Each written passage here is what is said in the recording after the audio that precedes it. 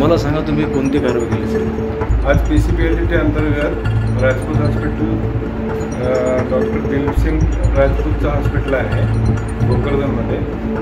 आज दुपारी 4 वाजताच्या दरम्यान आम्ही इथं रेड घातल्याच्यानंतर एक सोनोग्राफी मशीन आणि गर्भपात करण्यासाठी जी औषधं लागतात ते सगळे औषधं आणि एक पेशंट सोनोग्राफी रिसेंटली केलेली आणि तिचं पण स्टेटमेंट आहे की सोनोग्राफी केली म्हणून. तिला पहिली मुलगी आहे आणि दुसरं ते देखील त्यांनी टर्मिनेट करणार होते. त्याच्या अगोदर आमची धाड पडल्यामुळे ते डॉक्टर पळून गेले आहेत आणि बऱ्याच गोष्टी ज्या PCPLDT अंतर्गत बेकायदेशीर आहेत सर्व गोष्टी या दवाखान्यात सापडलेल्या आहेत आणि यांचा हा दवाखाना डॉक्टरांच्या टीमने या ठिकाणी छापा टाकल्यानंतर त्या ठिकाणी जवळजवळ 2 महिला आणि 5 पुरुष ताब्यात घेतलेले आहेत.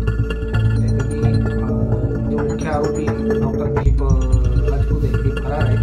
त्यांना आम्ही लवकरात लवकर ताब्यात घेऊ आणि हे जे 2 महिला आणि 5 पुरुष आहे यांच्याकडे चौकशी करणं चालू आहे.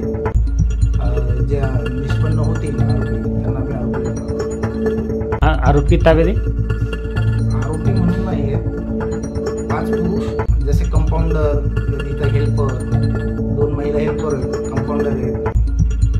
जे 5 पुरुष आणि 2 महिला आहेत यांच्याकडे चौकशी करणार आहे.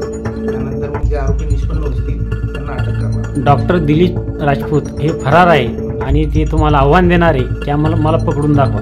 तुम्ही किती तासात पकडणार आहे? बिलकुल त्यांना आम्ही 2 दिवसामध्ये पकडू. बरं, दुसरा प्रश्न असा आहे की भोकरदनचे स्थानिक पोलीस यांना म्हणजे यांचा न बोलवता हसनाबाद पोलिसांना बोलवण्याची का गरज पडली?